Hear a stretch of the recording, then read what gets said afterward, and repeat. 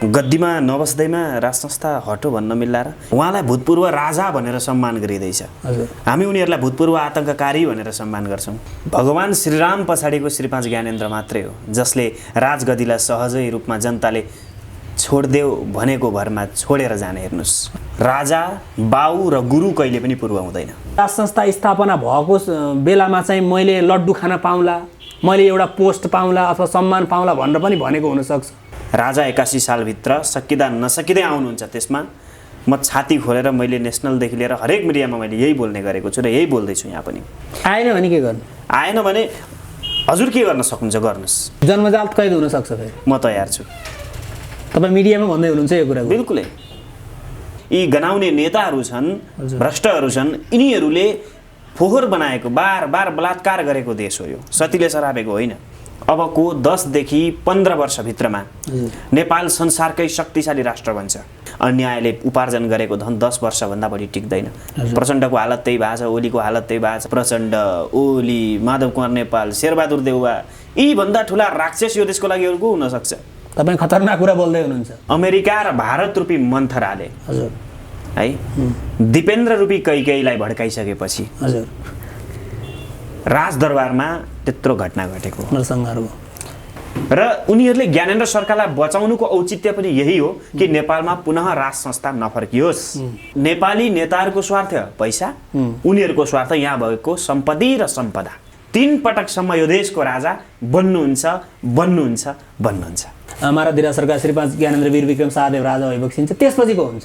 त्यसपछि पारस सरकार, त्यसपछि हृदयेन्द्र सरकार, त्यसपछि हृदयेन्द्र सरकार। नेपालको इतिहासमा हृदयेन्द्र सरकारको जतिको मजबुत कुण्डली सायदै कसैको थिएन र हुँदैन पनि। पृथ्वीनारायणसँग टक्कर दिने कुण्डली छ। हृदयेन्द्र सरकार अमेरिकाबाट फर्किँदा कतै श्रीपेज लगाउँदै फर्किनु त हुने होइन।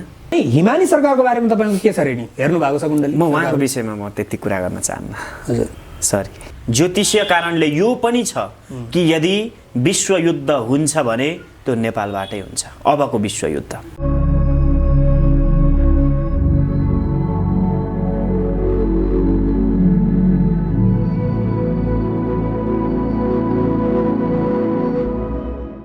नमस्ते आदरणीय दर्शकवृन्द, सधैँ झैँ आज पनि हामी उपस्थित भइसकेका छौँ तपाईँहरूको माझमा कार्यक्रम के साँच्चै हो लिएर।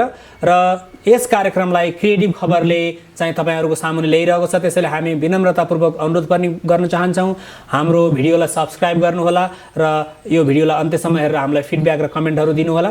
र आजको यस कार्यक्रममा मैले अत्यन्त पूजनीय, अत्यन्त वन्दनीय एकजना गुरुलाई बोलाएको छु र उहाँ चाहिँ स्टन्ट गुरु पनि भन्दा हुन्छ उहाँलाई। उहाँ हुनुहुन्छ आचार्य पण्डित एवं ज्योतिषी श्री पुष्कर खतिवडाज्यू। उहाँले यो कोरोनाको औषधि र यो हाम्रो राज संस्थाको बारेमा चाहिँ भविष्यवाणी गरेर अत्यन्त चर्चा कमाइरहनु भएको छ। यस्ता आदरणीय गुरुलाई आजको कार्यक्रममा स्वागत गर्न पाउँदा म सबैभन्दा खुसी छु। आउनुहोस् आदरणीय दर्शकवृन्द, उहाँलाई कार्यक्रममा स्वागत गरौँ। स्वागत छ गुरु हजुरलाई कार्यक्रममा। हजुर धन्यवाद। आराम हुनुहुन्छ गुरु? आराम छ हजुर। अनि तपाईँले त नेपालमा 81 सालभित्रमा राज संस्था आउँछ भनेर भन्नुभएको छ, यो कतिसम्म सत्य हो? गुरुहरूको मुखबाट निस्किएको शब्द प्राय जसो झुटो हुँदैन। हजुर। र हामीलाई हाम्रो संस्कारले नै झुट बोल्न दिँदैन। हजुर। तपाईँ के आधारमा भन्दै हुनुहुन्छ यो कुरा हुन्छ भनेर? यो हावा चल्नुको एउटा आधार हो मान्छेको प्राण बच्नु। हजुर। त्यस्तै यो संसार एउटा आधारमा अडिएको छ। हजुर। त्यही आधार हो विश्वास, र त्यो विश्वास हाम्रो वैदिक परम्पराले हामीलाई दिएको छ। र त्यो बलियो आधार भनेको हजुर ज्योतिषीय आधार। हजुर। तपाईँ एउटा ज्योतिषी हुनुहुन्छ, तपाईँले कहाँ पढ्नुभयो ज्योतिष चाहिँ? मैले वृन्दावन हरिद्वार। कति वर्ष पढ्नुभयो? 9 वर्ष। 9 वर्ष ज्योतिष पढ्नुभयो? हजुर। भनेको तपाईँको यो ग्रह नक्षत्रहरूको चाहिँ गणनाले, त्यो क्यालकुलेसनले तपाईँ निर्धक्कसँग भन्नु सक्नुहुन्छ कि 2081 सालको अन्तिमसम्म नेपालमा राज संस्थाको त्यो प्रारम्भ? त्यो केवल गणना मात्रै होइन, वास्तविकता हो। हजुर। त्यो हुन्छ। तपाईँ हामीलाई यस्तो कुरा बताउँदै हुनुहुन्छ होइन, जुन चाहिँ जस्तो यहाँ हजारौँ कार्यकर्ताहरू, त्यसपछि लाखौँ कार्यकर्ताहरू, हजारौँ नेताहरू चाहिँ जुन एउटा गणतन्त्र ल्यायौँ हामीले चाहिँ, नेपाली जनताको एउटा छोरो चाहिँ सर्वोच्च पदमा पुग्न सक्ने व्यवस्था ल्यायौँ भनेर गर्व गरिरहनु भएको छ, त्यो सम्पूर्ण कुरा बेकार हो भन्दै हुनुहुन्छ नि तपाईँ? यो के जवाफ दिने? किनकि यो देशमा गणतन्त्र आएकै छैन। गणतन्त्र भनेको के? गणतन्त्र आएको थियो भने आएको छ भन्नु, गणतन्त्र आएकै छैन। यहाँ त तपाईँको मनपरी तन्त्र छ नि, छाडा तन्त्र छ नि। तर गुरु जे भए पनि जस्तो राज संस्था 240 वर्षदेखि जुन हाम्रो देशमा थियो, एउटा सम्मानित संस्थाको रूपमा हामी सबैले मानेका थियौँ, त्यो संस्था त हट्यो नि त गुरु। यो 14-15 वर्ष त सत्तामा त छैन नि त। राजा गद्दीमा नबस्दैमा राज संस्था हट्यो भन्न मिल्ला र? किनभने यति बेला 95% सच्चा नेपाली जनताको मनमा बसेका छन् नि त राजा। मनबाट निकालेर हटाउन सक्छ कसैले उहाँलाई? सक्दैन नि। त्यो हामीले रियालिटी, हामीले भोगेको, हामीले महसुस गरेको, देखेको, सुनेको कुराहरू हुन्। भनेपछि जुन एउटा मेन स्ट्रिमका पोलिटिकल पार्टिजहरू अथवा लिडर्सहरूले भूतपूर्व राजा भनेर उहाँलाई सम्बोधन गर्छन्, तपाईँ भन्दै हुनुहुन्छ कि उहाँलाई श्री 5 महाराज धिराज सरकार, ज्ञानेन्द्र वीरविक्रम शाहदेव नै भनिनुपर्छ भन्दै हुनुहुन्छ तपाईँ? गर्वको कुरा छ नि, उहाँलाई भूतपूर्व राजा भनेर सम्मान गरिँदैछ। हामी उनीहरूलाई भूतपूर्व आतङ्ककारी भनेर सम्मान गर्छौँ। है फरक कति छ हेर्नुहोस् न यो नाममै। भूतपूर्वै भए पनि उहाँको स्थान कहाँ छ र यिनीहरूको स्थान कहाँ छ? भलै उनीहरू श्री 5 सरकार भूतपूर्व हुनुहुन्छ। जे होस्, उहाँले आफ्नो राजगद्दी त्याग्ने बेलामा उहाँ एउटा सर्वशक्तिमान हुनुहुन्थ्यो। उहाँसँग सेना थियो, प्रहरी थियो, होइन, सशस्त्र प्रहरी थियो, मतलब अरू निकायहरू थिए, सञ्चार थियो, सम्पत्ति थियो, स्रोत थियो। उहाँले चाहेको भए नेपालमा ठुलो रक्तपात हुन सक्थ्यो, तर त्यो त्याग त देखाउनु भयो नि है। भगवान श्रीराम पछाडिको श्री 5 ज्ञानेन्द्र मात्रै हो जसले राजगद्दीलाई सहजै रूपमा जनताले छोडिदेऊ भनेको भरमा छोडेर जाने। हेर्नुहोस्, र कुरा आउँछ पूर्व राजा भन्छौँ हामी है। मैले यही शब्द म फेरि यहाँ दोहोऱ्याउँछु, राजा, बाउ र गुरु कहिले पनि पूर्व हुँदैन। यदि राजा, बाउ र गुरु पूर्व हुन्छ भनेदेखि, मातापिता, राजा र गुरु पूर्व हुन्छ भनेदेखि हामी के हौँ? हामी त कोही पनि होइनौँ नि त। किनभने हेर्नुहोस्, हाम्रो धर्मशास्त्रमा हरेक स्थानमा राजालाई चाहिँ बास गराएको छ। जङ्गली जनावरमा पनि एउटा राजा हुन्छ, वृक्षमा पनि एउटा राजा हुन्छ, फलमा पनि एउटा राजा हुन्छ, इभन सब्जीमा पनि एउटा राजा हुन्छ। गुरु, मैले तपाईँलाई के सोध्ने प्रयास गर्दैछु भने, जस्तो अहिले तपाईँको वाक्यांशलाई सापट्टि मैले लिएँ भने तपाईँले भन्नुभयो कि भगवान श्री राम पछिको राजा जो त्यागमा एउटा त्यागको महानता देखाउनु भयो, त्यो श्री 5 महाराज धिराज ज्ञानेन्द्र वीरविक्रम शाहदेव सरकार मात्रै बक्सिन्छ, होइन? यो कुरा तपाईँले आफ्नो श्रद्धाले पनि भनेको हुन सक्ला, होइन? अथवा तपाईँलाई भोलि राज संस्था स्थापना भएको बेलामा चाहिँ मैले लड्डु खान पाउँला, मैले एउटा पोस्ट पाउँला अथवा सम्मान पाउँला भनेर पनि भनेको हुनसक्छ। अथवा तपाईँ यो ज्योतिषीय क्यालकुलेसनको आधारमा एकदम सटिक 100% म्याथमेटिकल फोरकास्टिङ गर्दै हुनुहुन्छ। तपाईँ के को आधारमा भन्दै हुनुहुन्छ 21 सालसम्म कन्फर्म यो कुरा हुन्छ भनेर? हेर्नुहोस्, मलाई बिल्कुलै लड्डुको आश पनि होइन, उहाँले चढाउनुहुन्छ भन्ने आश पनि होइन, भेटीको आश पनि होइन। मैले देखेको ज्योतिषीय हिसाबले राजा 81 सालभित्र सकिँदा नसकिँदै आउनुहुन्छ। त्यसमा म छाती खोलेर मैले नेसनलदेखि लिएर हरेक मिडियामा मैले यही बोल्ने गरेको छु र यही बोल्दैछु। यहाँ पनि आएन भने के गर्नु? आएन भने हजुर के गर्न सक्नुहुन्छ गर्नुहोस्, जन्मजात कैद हुनसक्छ। फेरि म तयार छु। तपाईँ मिडियामा भन्दै हुनुहुन्छ यो कुरा? बिल्कुलै। अब मैले जान्न खोजेको, जस्तो यो श्री 5 महाराज धिराज ज्ञानेन्द्र सरकारको ज्योतिषीय मतलब एउटा कुण्डलीको कारणले उहाँ फेरि राजा हुँदै हुनुहुन्छ कि अथवा नेपालको जुन नेपाल राष्ट्रको राशि भनेको चाहिँ वृश्चिक राशि हो, मैले जहाँसम्म जानेको, होइन? जस्तो नेपाल राष्ट्रको नै त्यो खालको अवस्थिति छ, त्यो कारणले यस्तो हुन्छ कि कसरी हुन्छ त? यो हामीलाई बताउनु। सबैभन्दा पहिला हामी ज्योतिषीहरूको एउटा के कमजोरी हुन्छ भने, हामी भविष्यवाणी गर्दै गर्दाखेरि राष्ट्र प्रमुखको होस् अथवा कुनै पनि व्यक्ति विशेषको होस्, भविष्यवाणी गर्दै गर्दाखेरि केवल उसको कुण्डली हेरेर हामी भविष्यवाणी गर्छौँ र त्यो फेल खान्छ। यदि हामी एउटा राष्ट्र प्रमुखको कुण्डली हेर्दैछौँ भने त्यो राष्ट्रसँग सम्बन्धित ती चिजहरूको हेर्नुपर्छ जसले त्यो राष्ट्र प्रमुखलाई सहयोग गर्छ। जस्तो सर्वप्रथम त यो देशको भविष्यवाणी, यो देशको भविष्य के छ? हामी भन्छौँ नि सत्तीले सरापेको देश। सत्तीले सरापेको देश होइन नेपाल। आजका जति पनि यी गनाउने नेताहरू छन्, भ्रष्टहरू छन्, यिनीहरूले फोहोर बनाएको, बार बार बलात्कार गरेको देश हो यो, सतीले सरापेको होइन। र यदा यदा धर्मस्य ग्लानिर्भवति भारत अभ्युत्थानम धर्मस्य तद आत्मानं सृजामि अहम। भगवानले भन्नुभएको छ, म स्वयं धरतीमा आउँदिनँ, म आत्माको रूपमा सृजन हुन्छु।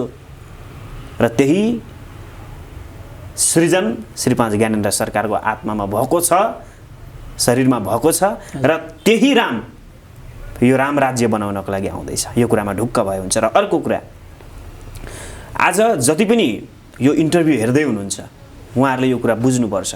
यो नेपाल हाम्रो देशको जुन भविष्य छ नि त्यो केवल राजाको हातमा छ, अन्यथा अरू कसैले पनि केही गर्न सक्दैन। मैले स्मरण गराउन चाहे तपाईँ एकदम अलिकति डिभिएट नभइकन भन्नु, जस्तो अहिले तपाईँले भन्दै हुनुहुन्थ्यो हामीले भविष्यवाणी जुन गर्छौँ त्यो राष्ट्र प्रमुख अथवा राजाको मात्रै कुण्डली हेरेर होइन, उहाँसँग सम्बन्धित अरू पक्ष, जस्तो एउटा भन्नुभयो तपाईँले देशको भविष्य, अरू के हुन्छ जस्तो सेना, अरू मतलब त्यस्तो के छ? बिल्कुलै जति पनि राज्यको पक्षमा अथवा राजाको सपोर्टमा, राजाको वरिपरि रहेका व्यक्ति विशेषदेखि लिएर हजुर राजाको सपोर्टमा जति पनि चिजहरू चाहिन्छ, हजुर सम्झिनुहोस् भगवान विष्णु एक राजा हो। हामी राजालाई भगवान विष्णुको अवतार मान्छौँ हजुर होइन। हामीले भगवान विष्णुलाई हेर्नुभन्दा पहिला शेषनागलाई हेर्नुपर्छ, हजुर उनको पाउमा बसेकी लक्ष्मीलाई हेर्नुपर्छ, हजुर उनी बसेको समुद्रलाई हेर्नुपर्छ हजुर र उनीबाट तब मात्र हामी यो सृष्टिभित्र प्रवेश गर्न सक्छौँ। यो सृष्टि कसरी भयो भन्ने कुरा र कसरी हुन्छ, सृजन हुन्छ भन्ने कुरा। हजुर विनाश किन भयो?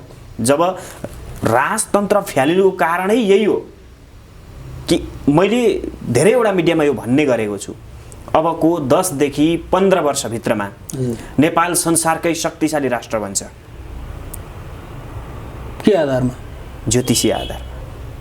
जी के तपाईँले शेषनागको अवस्थिति, लक्ष्मी माताको अवस्थिति, समुद्रको अवस्थिति हेर्नुभयो? बिल्कुलै हेरेर भन्दैछु मैले। यसको मतलब मैले यो भन्दैछु, नन्दी भृङ्गी 64 योगिनी छन् नि वरिपरि, ती सबैलाई केलाएर भन्दैछु के म। हजुर राजाका सचिवदेखि लिएरका कुराहरू नि भनेको 33 कोटी एकैचोटि जाग्ने अवस्था हुँदैछ क्या गुरु नेपालमा? बिल्कुलै हुँदैछ। विश्वको महाशक्ति राष्ट्र नेपाल भन्छ। सामान्य हाम्रो धर्मशास्त्रमा पनि छ नि, जब दैत्यहरूले स्वर्गमा आक्रमण गरे, देवताहरूलाई भगाइदिए, सीमित समय उनीहरूले स्वर्गमा राज गरे, त्यसपछि त स्वयं इन्द्र नै आएर राजगद्दी चलाएर बसेका छन्। देवशक्ति जाग्यो नि। अहिले दैत्य शक्ति हाबी छ त के भयो? के फरक पर्छ? जसरी अन्याय महाभारतमा भनेको छ, अन्यायोपार्जितम द्रव्यम 10 वर्षाणि तिष्ठति। अन्यायले उपार्जन गरेको धन 10 वर्षभन्दा बढी टिक्दैन। प्रचण्डको हालत त्यही भएको छ, ओलीको हालत त्यही भएको छ। सबै नेताहरू त रोइ कराइ गरिरहेछ। यिनीहरूको त कुरै छोड्नुहोस् न, यिनको त कुरै, यिनमा त डिभिनिटी भन्ने त्यो देवत्व भन्ने नै छैन, दानवत्वको पराकाष्ठ हो। मैले यहाँ खालि पोजिटिभ कुरा के सोच्न खोजेको भने गुरु, ठिक छ जस्तो तपाईँले देशको भविष्य हेर्नुभयो, श्री 5 महारथी सरकारको भविष्य हेर्नुभयो, शेषनाग लक्ष्मी समुद्रको अवस्थिति हेरेर क्यालकुलेसन गरेर भन्दै हुनुहुन्छ नेपालमा 33 कोटी एकैचोटि जाग्नेवाला छन्, नेपालमा राज संस्थाको स्थापना हुन्छ, नेपाली जनताको आँसु पुछिन्छ। ग्यारेन्टी छ? ग्यारेन्टी छ। भएन भने सम्झिनु होला नि फेरि, मैले छोड्दिनँ नि गुरु फेरि। म रेडी छु कुनै पनि अवस्थामा। अब जस्तो राज संस्था जस्तो तपाईँले भन्नुभयो नेपालीको मन मस्तिष्कमा छ, आत्मामा छ, सबैले राजालाई अवतारको रूपमा पूजा गर्छन्। श्री 5 महारथी सरकार अहिले केही समय अगाडि भारतमा सवारी हुँदाखेरि त्यहाँ कुम्भ मेलामा स्नान गरिबक्स्यो, सबै त्यहाँका गुरुहरूले खुट्टा छोएर त्यो जल आचमन गरे। त्यति मात्रै होइन, भारतका महागुरु जसलाई चाहिँ भारतको पोलिटिक्स नै उहाँले चलाउनुहुन्छ भनिन्छ, बाबा रामदेवले त उहाँलाई चाहिँ आफैले गाडी चलाएर लिएर जानुभयो पतञ्जलि योगपीठमा। भनेपछि यो सङ्केत आइरहेको छ होइन, सङ्केत आइरहेको छ। तर मैले यहाँ तपाईँलाई जान्न खोजेको कुरा चाहिँ जस्तो राज संस्था नेपालको त्यो गद्दीबाट किन च्युत हुन पर्यो त? या त पूर्वजन्मको केही मतलब संस्कार केही गलत भयो, अथवा यहाँको देवी देवता जस्तो भगवान पशुपतिनाथ, गुरु गोरखनाथ, दत्तात्रेयजी, महाअवतार बाबाजी, यहाँको देवी देवताको आराधनामा त्यो पवित्रतामा कमी आयो कि के भयो त गुरु? किन गयो त यो संस्था? जब महिषासुर, मधुकैटभ जस्ता दैत्यको उत्पत्ति भयो नि, हजुर, तब बिना कारण देवताहरूले स्वर्ग छोड्नु पर्यो। बिना कारण, बिना गल्ती। यो दरबारको गल्ती अथवा पशुपतिनाथको रुष्टताले होइन। हजुर, हर युगमा एउटा त्यस्तो मान्छे जन्मिन्छ जो मान्छेले त्यो युगलाई परिवर्तन गर्न सक्छ। यो देशमा पनि 2-4 जना त्यस्ता मान्छेहरू जन्मिए जसले यो देशको भविष्यलाई जिउँदै लगेर खाल्डोमा पुरिदिए। राक्षसहरू? बिल्कुल, त्यही भन्दैछु। नाम भन्न सक्नुहुन्छ तपाईँ? किन नाम नभन्ने? भन्नुहोस् त एकचोटि। अगाडि छन् नि सबैभन्दा ठुलो टाउको बोकेको प्रचण्ड, ओली, माधव कुमार नेपाल, शेरबहादुर देउवा, यी भन्दा ठुला राक्षस यो देशको लागि अरूको हुन सक्छ? तपाईँ खतरनाक कुरा बोल्दै हुनुहुन्छ। चुनौती एक्सेप्टेड, किनभने म सत्य बोल्दैछु। यी दानव हुन् त यसो?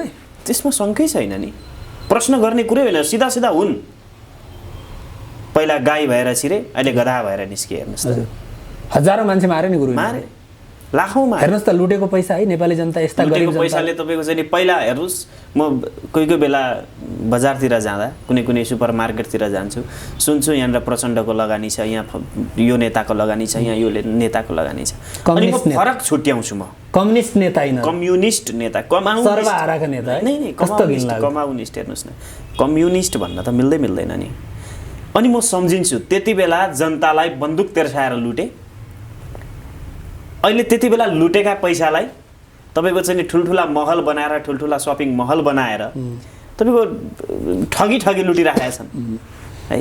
लुट्नेले त्यति बेलादेखि यति बेलासम्म लुटिराखेका छन्, अनि जनता लुटिराखेका छन् के। 50 अर्ब स्विजरल्यान्ड ब्याङ्कमा छ अरे गुरु, लाउन निकाल्नु पर्यो त्यसलाई, कसरी त्यो मात्रै होइन नि, त्यति मात्रै होइन, त्यो त एकजनाको खातामा होला त्यति त, हजुर होइन। यहाँनिर त यिनीहरू सबैलाई चाहिँ तपाईँको एक ठाउँमा भेला पारेर, यिनीहरूले गर्ने चाहिँ के त्यो पैसाको गर्ने चाहिँ के, त्यो 50 अर्ब थुपारेर गर्ने चाहिँ के हो? पैसामा सुत्ने त होइन होला, पैसा खान त मिल्दैन। उनीहरूले गर्ने जम्मा यति हो, पैसाले यो देशका जनतालाई, जनताको भोट किनेर, जनतालाई झुक्क्याएर त्यही पैसा प्रयोग गरेर फेरि पनि सत्तामा टिकिरहने यो देशलाई चुस्ने, बस अरू केही पनि होइन।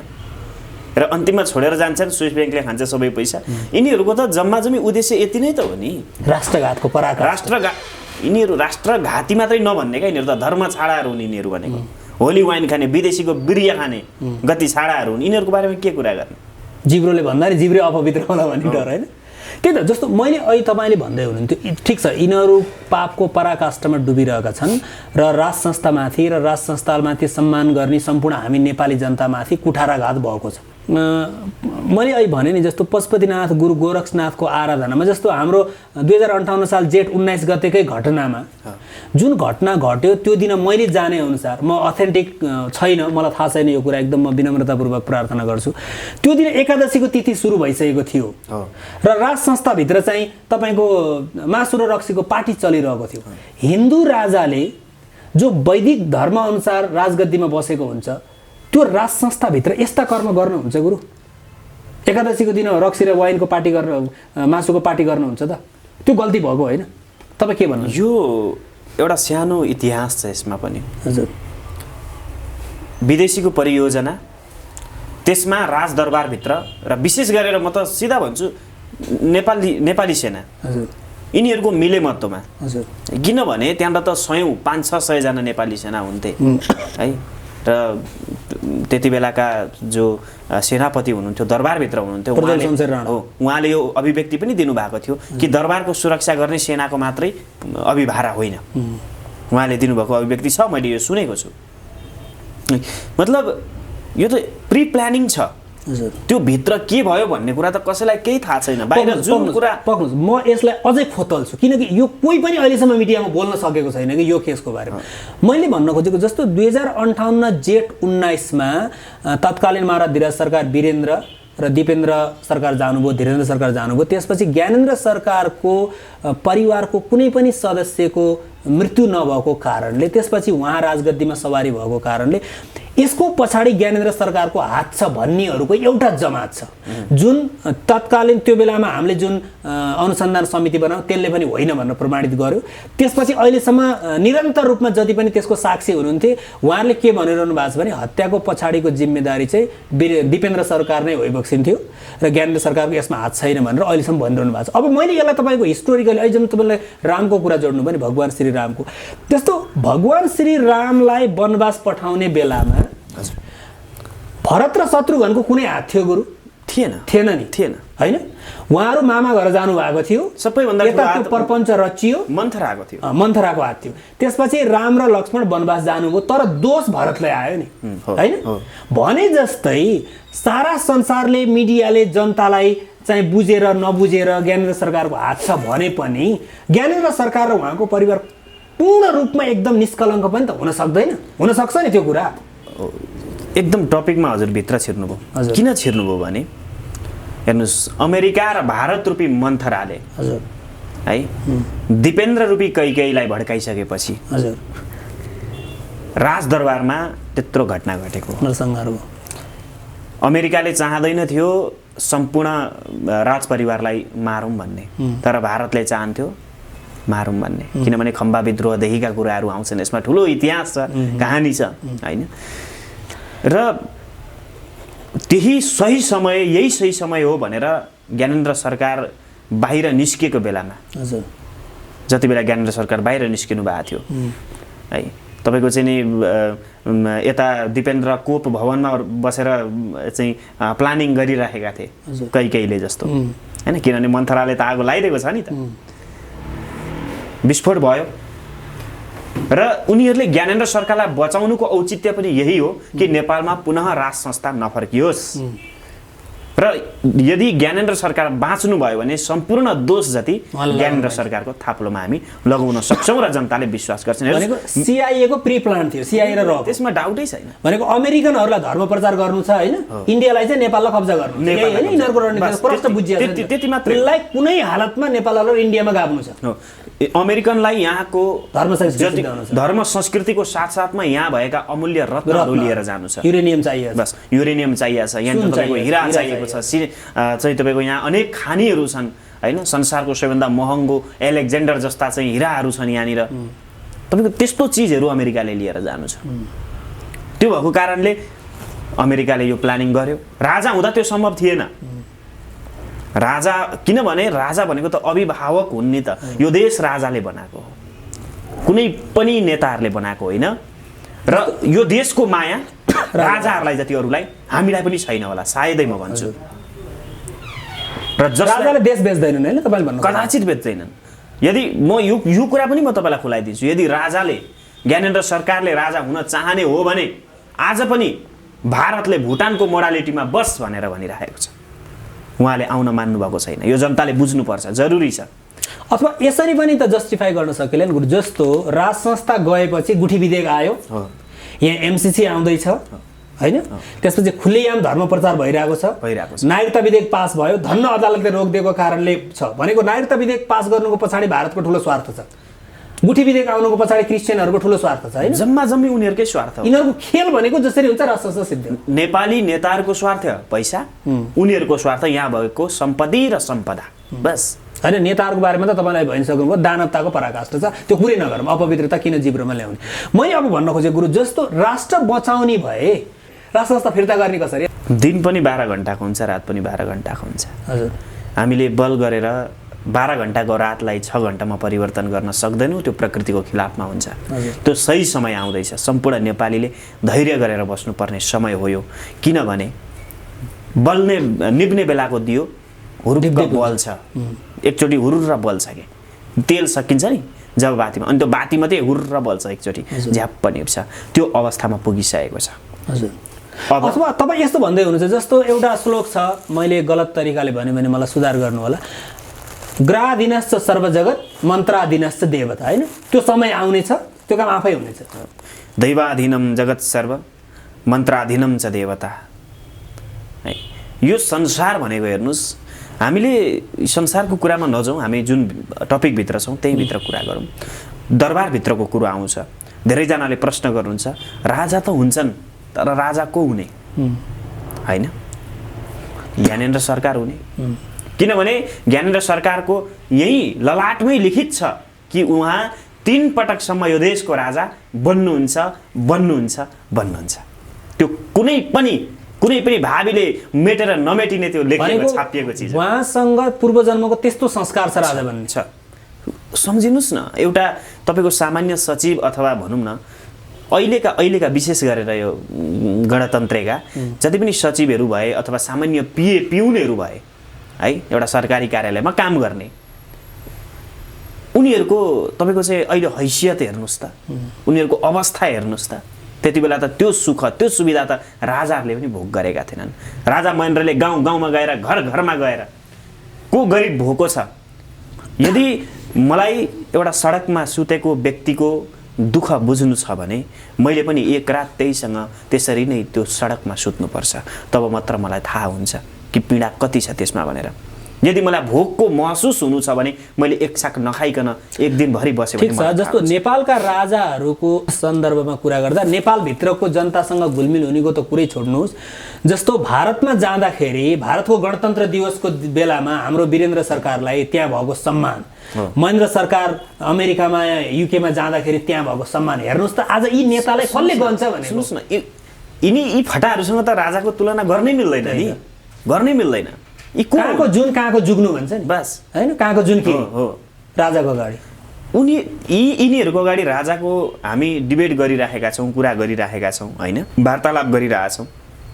मलाई वास्तवमै राजासँग राखेर यिनीहरूलाई तुलना गर्नु त राजालाई गिराउनु जस्तो लाग्छ, मलाई राजामाथि अन्याय गर्नु जस्तो लाग्छ। किनभने कहाँको तपाईँको चाहिँ नि भगवान विष्णु र कहाँको दैत्यसँग हामी तुलना गर्नै सक्दैनौँ नि। पक्नुहोस्, म तपाईँलाई एउटा अर्को सन्दर्भ जोड्छु। जस्तो तत्कालीन प्रधानमन्त्री गिरिजाप्रसाद कोइरालाले, गिरिजा बाबुले जस्तो बेबी किङको कुरा एक्चुअली मिडियामा ल्याउनु भएको थियो, होइन। अनि उहाँले चाहिँ जस्तो विवेक शाहको किताबमा के लेखेको छ भने गिरिजा बाबुले त्यो बेलामा त जस्तो मोबाइल फोन थिएन अहिले जस्तो, चाहिँ बिन्ती पत्र हाल्नु भएको थियो अरे श्रीपाद महाराज धिराज सरकारसँग भेट्नको लागि। अनि कुनै पनि बेला गिरिजा बाबुको त्यो निवास स्थानको फोन बज्दाखेरि चाहिँ उहाँ आत्तिनुहुन्थ्यो अरे कि कतै दरबारबाट बोलावट आयो कि भनेर।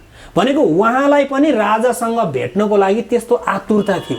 भनेको राज संस्थाभित्र एउटा रहस्य थियो, एउटा वजन थियो, एउटा गहनता थियो, होइन। अहिले त यिनलाई त रको एजेन्टले मध्यरातमा भेट्छ। गुरु यिनको के हैसियत छ? हिजो अस्ति मात्र मैले एउटा भिडियो देख्दै थिएँ, राष्ट्रपति अमेरिका जाँदाको भिडियो। हजुर, एउटा कुकुरसम्म पनि लिन आएको छैन। हेर्नुहोस् नेपालको राष्ट्र प्रमुखको हैसियत थुक्न लायकको पनि छैन। हाम्रो देशमा राजा हुँदाखेरि एउटा प्रहरी बाटोमा हिँड्यो भनेदेखि सम्पूर्ण चोर फटाहरू जङ्गलतिर पस्थे। अहिले प्रहरी नै चोर फटा भएर बसेका छन्। हेर्नुहोस्, ठिक छ गुरु। ल, 2081 सालको सकिँदा नसकिँदै राज संस्थाको स्थापना हुन्छ। महाराज धिराज सरकार, श्रीपाद ज्ञानेन्द्र वीर विक्रम शाहदेव राजा भइबक्सिन्छ। त्यसपछि को हुन्छ? त्यसपछि पारस सरकार, त्यसपछि हृदयेन्द्र सरकार, त्यसपछि हृदयेन्द्र सरकार। अनि मैले तपाईँलाई यहाँनिर जोड्नु चाहन्छु, जस्तो केही सिद्ध पुरुषहरूले हृदयेन्द्र सरकारलाई चाहिँ यो पञ्चमहाविष्णुको एउटा अंशावतार हुनुहुन्छ र उहाँले राजगद्दी सम्हालिसकेपछि नेपाल चाहिँ एउटा विश्वको शक्ति राष्ट्र हुन्छ आध्यात्मिक रूपमा र वैज्ञानिक रूपमा भन्ने खालको पनि कुराहरू गर्छन्। कतै अनौपचारिक रूपमा मैले यो कुरा सुनेको छु। यसमा सत्यता छ? तपाईँ वास्तविकता हो। किनभने नेपालको इतिहासमा हृदयेन्द्र सरकारको जतिको मजबुत कुण्डली सायदै कसैको थिएन र हुँदैन पनि। पृथ्वीनारायणसँग टक्कर दिने कुण्डली छ। हेर्नुहोस् हृदयेन्द्रको। बस मलाई केमा चाहिँ अलिकति अस्पट लागेर आउँछ भने हाम्रो दरबारभित्रका हाम्रा राजा महाराजाहरूले आफूले आफूलाई चिन्न नसकेको हो कि जस्तो चाहिँ मलाई लाग्छ। अथवा आफूले आफूलाई चिन्न नसकेको प्लस जस्तो मलाई व्यक्तिगत रूपमा अनुभूति हुने चाहिँ गर्नुपर्ने खालको आध्यात्मिक साधना आराधनामा कमी भएको हो कि पवित्रतामा कमी भएको हो कि। जस्तो अहिले हृदयेन्द्र सरकार अमेरिकामा भइबक्सिन्छ, उहाँलाई त संसारभरिका एकाडेमिसियन्सहरू बोलाएर यहीँ सिकाउन, हाम्रो पशुपतिनाथको चाहिँ भूमिमा राखौँ, बुद्धको भूमिमा राखौँ, यहाँको 33 कोटी देवी देवताको एनर्जीले चाहिँ एनर्जाइज गरौँ न, होइन। जस्तो गुरु गोरखनाथको आशीर्वादले बनेको देशमा गुरु गोरखनाथको पशुपतिनाथको आराधना पुगेन कि भन्ने मेरो शङ्का के गुरु। जस्तो त्यसमा चाहिँ तपाईँको केही भनाइ छ? तपाईँ एउटा गुरु पनि हुनुहुन्छ। धेरै यो विषयमा म धेरै भन्नुभन्दा पनि एउटै शब्दमा म यसलाई टुङ्गाइदिन्छु यो प्रश्नको लागि। हजुर, हृदयेन्द्र सरकार अमेरिकाबाट फर्किँदा हजुर कतै श्रीपेज लगाउँदै फर्किनु त हुने होइन? त्यस्तो हुनसक्छ। मेबी ज्योतिषीय आधार बलिया छन्। हजुर, महेन्द्र राजयोग भएको मान्छे हुनुहुन्छ है। तपाईँको चाहिँ नि पञ्चमहापुरुषमा उहाँ एकमा पर्नुहुन्छ।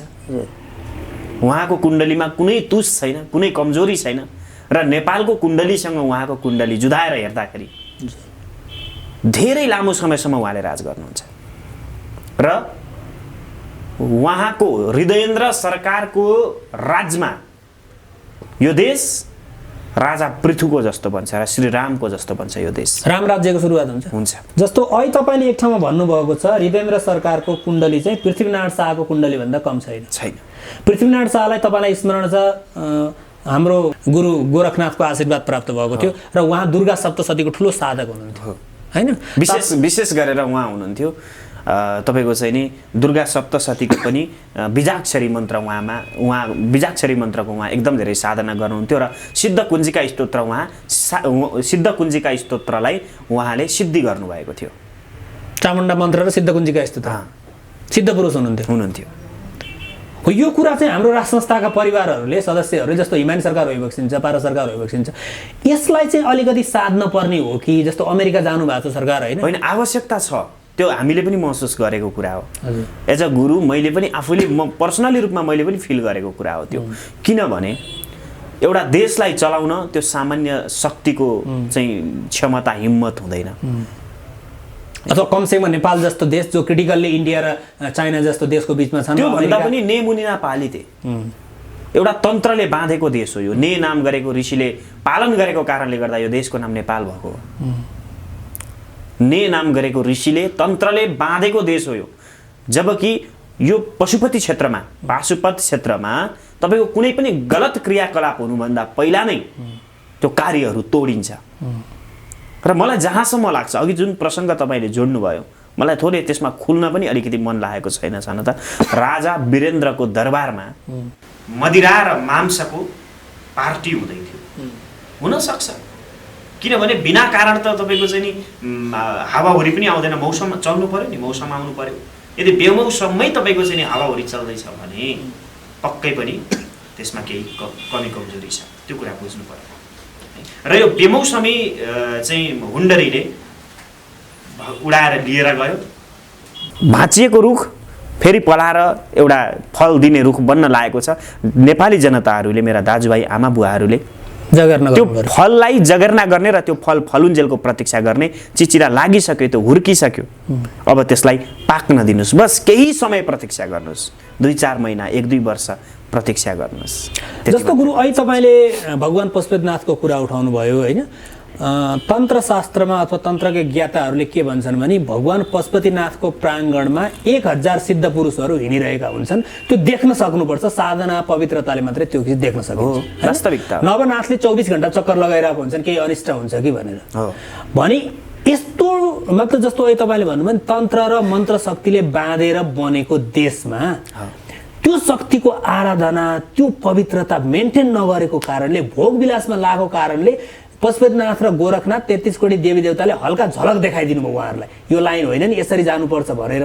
अब हाम्रो राज संस्था र राज संस्थाको परिवारका सदस्यहरू, माराधिरा सरकार लगायत सबैले यो कुरा बुझ्नु भएको छ, आराधना पनि भइरहेको छ। म पनि व्यक्तिगत रूपमा जान्दछु होइन, नेपालको शक्तिपीठमा गइबक्सेको छ, इन्डियाको शक्तिपीठमा गइबक्सेको छ।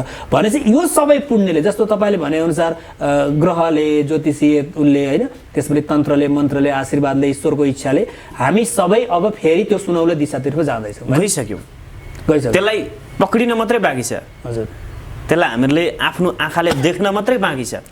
एउटा बच्चा पेटमा आइसकेको छ कि 7-8 महिना भइसक्यो, 9 महिना हुन मात्रै बाँकी छ, त्यो जन्मिन्छ पक्का, ऊ एकदम सुरक्षित छ। अनि हिमानी सरकारको बारेमा तपाईँको के छ रे नि, हेर्नु भएको छ कुण्डली? म उहाँको विषयमा म त्यति कुरा गर्न चाहन्न।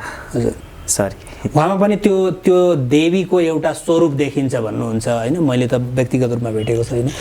भनेपछि जस्तो गुरु अहिले हामीले एनालाइसिस गऱ्यौँ नेपालका नेताहरू र पोलिटिकल पार्टी, भारतीय षड्यन्त्र र अमेरिकी षड्यन्त्र र प्लस हाम्रो दैवी शक्ति र यो ज्योतिषीय शक्तिले उबार ल्याउँदै गरेको हाम्रो राज संस्था र हाम्रो सुन्दर देश, हाम्रो उज्यालो कल्पना। अब नेपाली जनताले चाहिँ यो मोमेन्टमा जस्तो राज संस्थालाई वापसी ल्याउनको लागि अथवा ती गोल्डन डेजहरूलाई वापसी गर्नलाई 1, 2, 3 के गर्न जरुरी छ ल भन्नु? सबैभन्दा पहिला दरबार सच्चिन जरुरी छ। दरबारभित्रका मान्छेहरूलाई आज जति पनि दरबारभित्रका यी सचिव सहसचिव जति पनि छन् नि, सबैभन्दा पहिला दरबारले मसँग को मान्छे छ र कस्तो मान्छे छ भनेर दरबारले चिन्नु पर्यो क्या, ज्ञानेन्द्र सरकारले चिन्न सक्नु पर्यो र तिनीहरूलाई त्यहाँबाट घोक्रे ठ्याक लगाएर बाहिर निकाल्न सक्नु। यिनीहरू जासुसहरू छन् कि के सरकार? बिल्कुल जासुस छन्, रका जासुसहरू, यिनीहरूलाई जसले 10 रुपियाँ दिन्छ नि उनीहरू त्यसैका जासुस। यिनीहरूमा साधना पनि छैन, पवित्रता छैन। जसले आफ्नै देशलाई बेच्नको लागि दलालहरूलाई साथ दिँदैछ तिनीहरूमा के पवित्रता हुन्छ? दरबारले आफ्नो शत्रु आफै पालेर राखेको छ। यदि यो भिडियो दरबारका कोही व्यक्तिभित्र पुगेको छ भने लगेर देखाइदिए हुन्छ ज्ञानेन्द्र सरकारलाई। जबसम्म ज्ञानेन्द्र सरकारका आसेपासे सचिवहरू जति पनि छन् नि, यी फटाहरूलाई जबसम्म ज्ञानेन्द्र सरकारले निकालेर फ्याल्नुहुन्न तबसम्म यो देशमा राजतन्त्र फर्किँदैन। अहिले तपाईँले भन्नुभयो दरबार चिन्न जरुरी छ, माराधिरा सरकारले चिन्न जरुरी छ गलत मानिसहरूलाई। म धेरै थोरै हजुर त्यहाँभित्रका मान्छेहरूलाई चिन्छु र मेरो धेरै थोरै बोलचाल हुन्छ हजुर है, धेरै थोरै। उहाँहरूलाई यही सल्लाह दिन्छु, जोसँग म संवाद गर्छु, कुरा गर्छु, म उहाँहरूलाई यही सल्लाह दिन्छु कि आफूभित्र भएको ऊर्जालाई जगाउन जरुरी पक्कै पनि छ। हजुर यदि म बिरामी हुँदैछु, मेरो पेटमा खराबी छ भने बाहिरबाट त देखिन्न, तर गोली त खानु पर्यो, औषधि खानु पर्यो। दरबारभित्र खराबी छ, 1 2 3 तपाईँले भन्नुभएको थियो। पहिलो कुरा, दरबारले आफूभित्र भएको कसिङ्गरलाई निकालेर फ्याल्नुपर्छ। दोस्रो कुरा, दरबारले खुलस्त रूपमा जनताको अगाडि अब आउन सक्नुपर्छ। र तेस्रो कुरा, जनताले अब सत्यलाई बुझेर राजाभन्दा अर्को कुनै पनि विकल्प छैन भन्ने बुझेर राजाको समर्थनमा सडकमा उत्रिनुपर्छ, तब मात्र यो देशमा राजा आउँछ। अथवा तपाईँ भन्दै हुनुहुन्छ CIA र रले खेलेको अन्तर्राष्ट्रिय षड्यन्त्र र पैसा मनी र मिडियाको जुन चरम दुरुपयोगले हामीलाई जसरी गलत प्रोग्रामिङ भयो, त्यो प्रोग्रामिङलाई सच्याएर हामी गलत बाटोमा पुगिएछ, फटाहरूले हामीलाई ठगेछन्। हाम्रो लाइन भनेको चाहिँ पशुपतिनाथ, गोरखनाथ, राज संस्था, हिन्दू राज्य, बुद्ध राज्य, होइन, भगवान बुद्ध, सीता, भिरकुटी, यो लाइन रहेछ भनेर सम्पूर्ण 3 करोड नेपाली जनता सडकमा आयो भने भोलिपल्ट राज संस्था आउँछ। पक्का, त्यसमा त दुई मत नै छैन नि। गणतन्त्र, यो गनाउने तन्त्र कसले ल्याएको? हजुर, तपाईँको नेपाली जनतालाई भ्रम छरेर, नेपाली जनतालाई झुक्क्याएर, तिनै जनताको प्रयोग गरेर यी नेताहरूले ल्याएका होइनन्। हेर्नुहोस् त, यो गणतन्त्र र यो सङ्घीयता अहिले घाँडो भएको। MCC जस्तो कुराहरू देशमा आउँदैछ, नेपाल गुलाम बन्दैछ अमेरिकाको। आजभन्दा 20-50 वर्ष अगाडि भारतको जुन अवस्था थियो, घरभित्र छिरेर अमेरिकी सेनाले भारतीयको छोरी चेलीलाई बलात्कार गर्थ्यो, त्यो अवस्था नेपालमा आउँदैछ। खै तपाईँ ज्योतिषी हुनुहुन्छ, म तपाईँलाई एउटा प्रश्न अझै सोध्न चाहे प्रोग्राम यो कार्यक्रमलाई अन्त्य गर्नुभन्दा अगाडि। जस्तो MCC नेपालमा पास भयो भने गुरु, मैले अनौपचारिक रूपमा मैले त थुप्रै व्यक्तिहरूको, आदरणीय व्यक्तित्वहरूको इन्टरभ्यू लिएको छु। उहाँहरूले के भन्नुहुन्छ भने यदि MCC पास भएर अमेरिकी सेना आयो भने अमेरिकाको 30 वर्ष योजना के छ भने तिब्बत टुक्र्याउने, ताइवान टुक्र्याउने, चाइनाको 3 गर्जेस ड्याम्समा हान्ने, त्यहाँको नेसनल इलेक्ट्रिक पावर ग्रिडमा हान्ने, त्यहाँको आर्म्स एन्ड एमुनिसन सेन्टरमा हान्ने, एयरपोर्टमा, पोर्ट्समा हान्ने, चाइनालाई सम्पूर्ण रूपमा तहस नहस बनाउने योजना अनुसार यो आउँदैछ र नेपाल त्यसको रणभूमि बन्दैछ भन्छ। तपाईँ ज्योतिषीय कारणले त्यस्तो देख्नुहुन्छ? ज्योतिषीय कारणले यो पनि छ कि यदि विश्वयुद्ध हुन्छ भने त्यो नेपालबाटै हुन्छ। अबको विश्वयुद्ध भनेको हामी विश्वयुद्ध या विश्व शान्तिको सङ्घारमा छौँ। चोइज के गर्ने? अझै पनि नेपाली जनताले यिनै नेताहरूको विश्वास गरेर यिनकै पछि लाग्छन् भने हामी विश्वयुद्धतिर गयौँ र अझै पनि समय छ। हामीले यदि आफूलाई सुधारेर सत्यको मार्गमा आफूलाई डोर्याउने र देशको माया हामीलाई छ र देशको रक्षा गर्न चाहन्छौँ भने राजदरबारमा राजालाई ल्याएर बसाल्ने दुईटा पाटो छन्। एउटा विश्वयुद्धको हो, एउटा पाङ्ग्रा विश्वयुद्धको, एउटा पाङ्ग्रा विश्व शान्तिको, अथवा एउटा बुद्धको पाटो, अर्को बुद्धहरूको पाटो। बस भने त यहाँ त जस्तो देश बचाउने कुरा भन्दा नि यहाँ त विश्वयुद्ध भयो नि त, प्राण जाने भयो नि त। प्राण बचाउनको लागि भयो नि हामी राज संस्थाको पक्षमा, बुद्धको पक्षमा, पशुपतिनाथको, गोरखनाथको पक्षमा लाग्नुपर्ने भयो। नेपालीहरू बाँच्नु छ भने राज संस्था ल्याउनु पर्यो। आदरणीय दर्शकबिन्द, मैले त सुरुमा सोचेको पनि थिएन आदरणीय गुरुसँग यति मिठो संवाद होला, यति अर्थपूर्ण संवाद होला भनेर। गुरुले आफ्नो अन्तरचक्षुले, आफ्नो वैदिक ज्ञानले, ज्योतिषीय ज्ञानले फोरकास्ट गरिसक्नु भएको छ। नेपालमा 2081 सालको अन्त्यसम्म नेपालमा राज संस्थाको स्थापना भइसक्छ र हाम्रो एकदम सुनौला भविष्यहरू छन्। त्यसैले सम्पूर्ण 3 करोड नेपाली, विश्वभरि छरिएर बस्नुभएका नेपालीहरूलाई म विनम्रतापूर्वक अनुरोध गर्न चाहन्छु, हामी पशुपतिनाथको पछि लागौँ, हामी नाथेहरूको पछि लाग्न छोडौँ, हामी नाथको पछि लागौँ। पशुपतिनाथ, मत्स्यनाथ, गुरु गोरखनाथ 33 कोटी एकैचोटि जगाएर नेपालमा राज संस्थाको स्थापना गरौँ। नेपालमा हिन्दू र बौद्ध धर्मको चाहिँ हामीले हाम्रो धर्म संस्कृतिलाई प्रपुष्टित गर्ने खालको चाहिँ एउटा मेकानिजम बनाएर अगाडि बढौँ। यही अनुरोधका साथ आजको कार्यक्रममा मेरो हृदयदेखि नै आदरणीय गुरुलाई धन्यवाद पनि दिँदै आजको यस कार्यक्रमको प्रस्तुता म राजु बस्याल र आदरणीय गुरु आचार्य पण्डित श्री पुष्कर खतिवडाज्यू लगायत हाम्रा टेक्निकलका साथी दिपेन्द्रजीलाई पनि बिदा दिनुहोस्। हस्त नमस्कार। जय शम्भु, जय पशुपतिनाथ, जय माता गुह्यकाली, जय गुरु गोरखनाथ।